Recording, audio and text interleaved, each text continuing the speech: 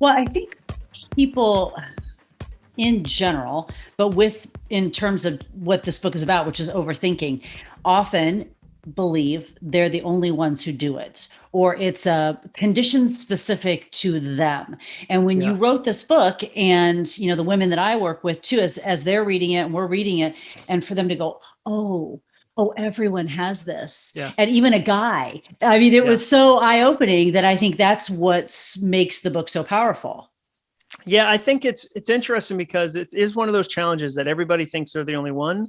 And then like we did a study, this PhD, Mike Peasley, who helps me, we asked 10,000 people if they struggle with overthinking, and 99.5% of them said yes. So it's not a personality type. It's not a gender thing. It's not, oh, if I was stronger, I wouldn't have this. Or if I was more successful, I wouldn't overthink. Like everybody does it to some degree. Like you could argue, oh, certain personality types might be more prone to it, whatever. But at the end of the day, everybody does it to some degree. And I think there's real freedom in knowing that.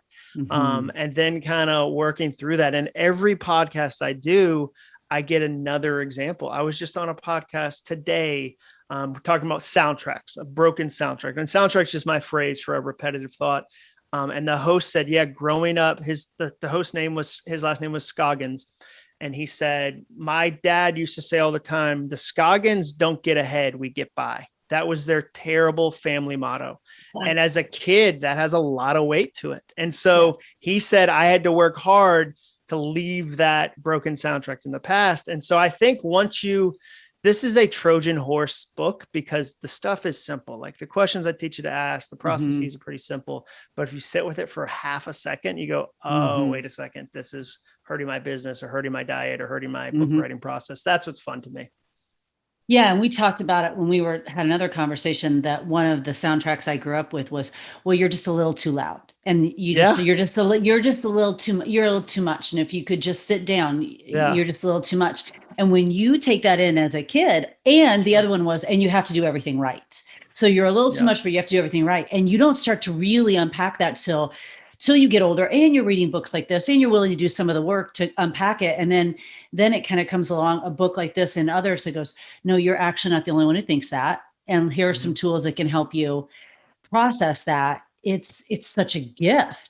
Well, think about but which parts, you're too much, which parts am I supposed to turn down? And which, and where, where's the line where it's like too much Julie, not enough Julie? Like what, how do you even, it's such a confusing map for, for the day to go, hey, you just have to guess. We'll let you know when and then you go, which parts do I shut down? How much do I leave? Like what part do I leave in the parking lot when I go into this situation? And so, it gets really complicated versus going no, I'm loud. Some people are quiet and we're both great. And I'm going to express that.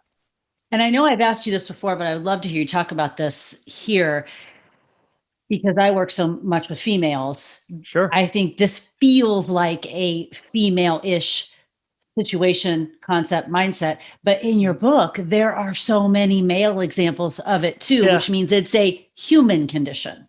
Yeah. And I think that was what was fascinating. So we tested the ideas with thousands of people, and there were so many men that were like, oh yeah, here's this thing I'm doing. And it could be everything from there was a great example from this guy, Sal St. Germain, who, one of the questions I teach people to ask is it true? And so his company, he felt handcuffed by the parent organization. So we've all been in a situation where if my boss only got it, if the leaders only, we could do so much.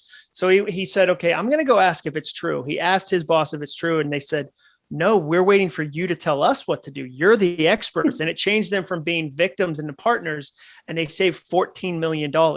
So that's, one of my favorite examples of when I say creativity and productivity, that's an example. They were going to lose $14 million until Sal was brave enough to go, we feel like we're handcuffed. Is that true? And it wasn't true. And so I think that's one of the things that I like about the book is there are a lot of examples from men. And then I think, you could argue that men have a harder time expressing their feelings, or they don't know they get access to those emotions. But I look at this and go, even say you are, it was an all male environment and it's a bunch of salespeople and they're hard driven and it's go, go, go, go, go. There's things that you're probably listening to that might not be helpful. So maybe for me, the one that I use as an example is I saved the day in this terrible situation with a company. And I learned in that moment, it was like 12 years ago, I can function in a crisis. That's a great lesson. It's a great lesson. Mm-hmm. But soundtracks tend to deteriorate. They never improve on their own without effort. Like I never meet somebody who goes, yeah, I didn't do anything. And I just got healthy. Like I just noticed one day, like I was in shape. Like I was like, just in really good, just woke up one day. Same with your thoughts. Your thoughts don't tend to go positive. They tend to naturally go negative, and you have to take work that, you know, I say fear comes free, hope takes work. And so for me, I can function in a crisis over time, tend into I function best in a crisis. And that's a small shift, but it's a big one. And then that changed from I function best in a crisis to I need a crisis to function.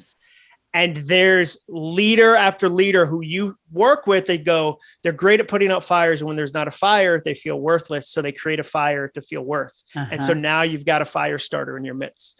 And so that, you know, so for me, I would say to a sales team, like, I guarantee that you don't I don't, you know, get overly emotional about it, but I go, Google studied this. Here's what Google found about kindness. And Google makes bajillions of dollars a year.